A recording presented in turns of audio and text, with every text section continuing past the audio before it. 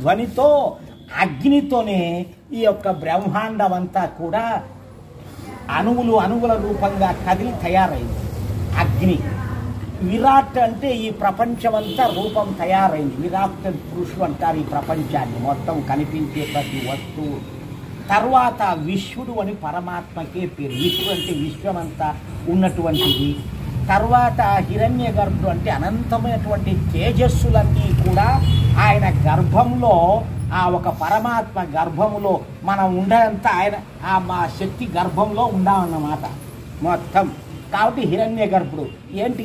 జ్యోతిష్యులు అంటే సూర్యుడు, చంద్రుడు, నక్షత్రాలు, ఎన్ని వెలుగులు ఉన్నాయో సృష్టిలో కోటాను కోట్ల నక్షత్రాలు అన్నీ కూడా ఆయన యొక్క గర్భంలో ఉన్నాయి. కాబట్టి హిరణ్య గర్భుడు. ఈ రకంగా వాయువు అంటే అనంతమైన బలశాలి వాయువు, గాలి. తేజస్సు, అనంతమైన తేజస్సు ఆ పరమాత్మ తప్ప ఇప్పుడు మీకు ఒక సంశయం ఉంటుంది. ఈశ్వరుడు, పరమాత్మ ఇవన్నీ చెబుతున్నాము కదా, సృష్టికర్త ఒకటే ఓంకారం అన్నాం. ఓంకారం అంటే నీవు తల్లిగా పిలుచుకోవచ్చు, తండ్రిగా పిలుచుకోవచ్చు, జగదీశ్వరి అనవచ్చు, జగదీశ్వరుడు అనవచ్చు. అట్లనే మనము ప్రతి ఒక్కటి కూడా బాగా గుర్తుపెట్టుకోవాలి. ఇప్పుడు ఈ యొక్క లక్ష్మి అనే పేరు పూర్తిగా స్త్రీలింగం కదా, అయినా కూడా భగవంతునికి అది కూడా పేరు. ఎందుకు అంటే అనంతమైనటువంటి శక్తి సంపద ఉంది ఆయన దగ్గర, కాబట్టి లక్ష్మి అని చెందుతుంది. అట్లనే ఈ సరస్వతి అనంతమైనటువంటి జ్ఞాన స్వరూపం కాబట్టి సరస్వతి. మన వాళ్ళు ఇదేంటి ఆడోళ్ళు పేర్లు దేవునికి ఎట్లయితాయి అని తప్పు. ఉన్నది ఒకటే.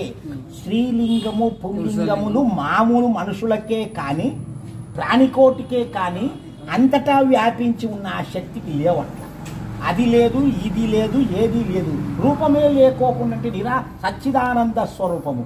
అంటే సత్ అనగా ఎప్పటికీ అంతటా ఉండేది, చిత్ అనగా జ్ఞాన స్వరూపము, ఎప్పటికీ ఆనందంగా ఉండే స్వరూపం. కాబట్టి సచ్చిదానంద స్వరూపము అని ఆ పరమాత్మ శక్తికి పేరు.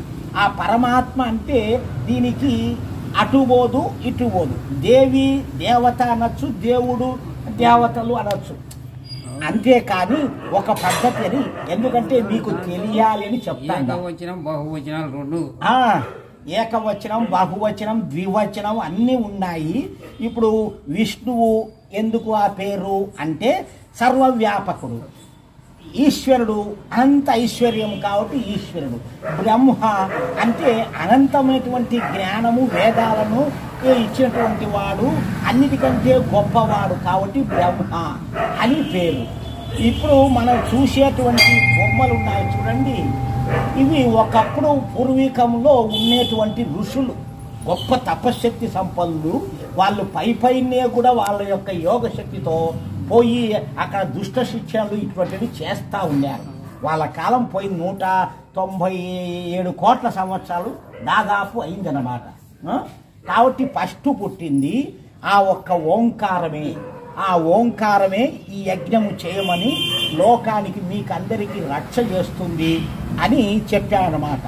ఈ యొక్క వెలుగు ఆయన ఇచ్చినటువంటి ఆ మంత్రోచ్చారణతో ఈ యొక్క హవిస్సు పైకెళ్ళి మేఘాల్లో సూర్యమండలం చేరి అక్కడి నుంచి మనకు కావలసినటువంటి వర్షాలు తెప్పించేటువంటి శక్తి ఉంది. మీకు ఇది ఒక కామధేను వంటిది అని ఆయన చెప్పి మనకు ఇచ్చారు. అయితే మధ్యలో యుద్ధమైపోయింది. ఇక ఎవరు ఏమీ లేకోకుండా ఎవరి యుద్ధం వారు బ్రతుకుతున్నారు. కాబట్టి ఇది తెలుసుకోండి అని చెప్తున్నాము. ఇప్పుడు మనము ఒకటి తెలుసుకోవాలి పూర్తిగా. నీకు ఏదో కొంత తెలుసు కానీ అర్థమవుతుందని నేను చెప్తాను. ఇప్పుడు ఇతర మతాల వాళ్ళు వాళ్ళ పుస్తకాలు వాళ్ళు ప్రతి పిల్లోళ్ళకి పిల్లాంచి ఇచ్చి పంపించి నేర్పించంటారు. మరి మన వాళ్ళు ఎవరైనా మన భగవద్గీత నేర్పిస్తున్నారా? అందుకే మన మతం ఇట్లా నాశనం అయిపోతాను, క్షీణించిపోతాను. భగవద్గీతలో ఏముంది? యజ్ఞం చేయమంటారు, ధ్యానం చేయమంటారు. ఆయన చెప్తారు ఆ. ప్రకృతి తల్లి వంటిది ఆ, తండ్రి తండ్రి వంటి వంటి వాడు. అంటే ఈ ప్రకృతిని మనం భోంచేసి బ్రతుకుతున్నాం కాబట్టి తల్లి అనుకోవచ్చు. ప్రకృతి తల్లి అంటే తల్లి ఈ శరీరం అంతా తల్లి ద్వారానే తయారైంది, భూమాత ద్వారానే తయారైంది. ఇవన్నీ పుట్టించింది ఎవరు అంటే ఆ శక్తి ఓంకారం. ఓంకారం, ఆ ఓంకారం మొదటి పేరు అది. తర్వాత ఈశ్వరుడు, విష్ణువు, బ్రహ్మము, ఇవన్నీ అనంతకోటి. ఆయనకు అనంతకోటి నామాలు, ఒక్కటి కాదు. కాబట్టి ఈ రకంగా తెలుసుకోవాలి. తెలియని వాళ్ళ కోసము పాతకాలంలో కొంతమందికి ఇదో దేవుడు అంటే ఇది నాయనా, ఇది దేవత, ఇది దేవుడు అని పేర్లు పెట్టి ఈ గుళ్ళు గోపురాలు కట్టించారు.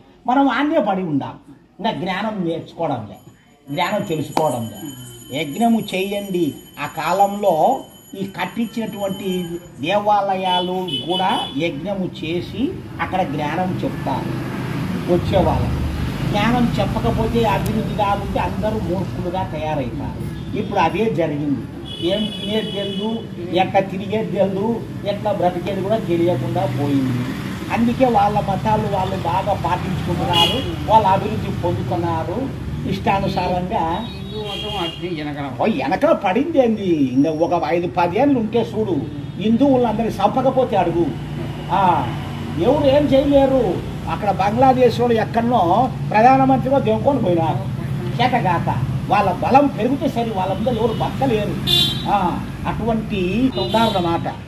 కాబట్టి జ్ఞానం కొంతైనా తెలుసుకుంటే, మాట్లాడగలిగేటువంటి ధైర్యం వస్తే మనము దానికి రూటు తెలియదు. ఏమైనా నువ్వు ఏమి అంటే అంత దేవుడు ఒకటే లేదు, ఎక్కడైతే ఏం లేదు అని అంతే. ఈ జ్ఞానమే తెలిసింది. కాబట్టి మనము పూర్తిగా జ్ఞానం తెలుసుకున్నంత వరకు మనుషులం అవుతాం, కానీ అంతవరకు భక్తులం కాలేము, మనుషులంగా ఆకారంలో ఉంటాం. కాబట్టి మీరు ఏ విధమైనటువంటి అది ఇది అని భేదభావం లేకుండా పరమాత్మ తత్వము ఒక్కటే. ఏకం సద్విప్రా బహుళా వదంతి. అనేక నామాలు, అనంత కోటి నామాలు పరమాత్మకు.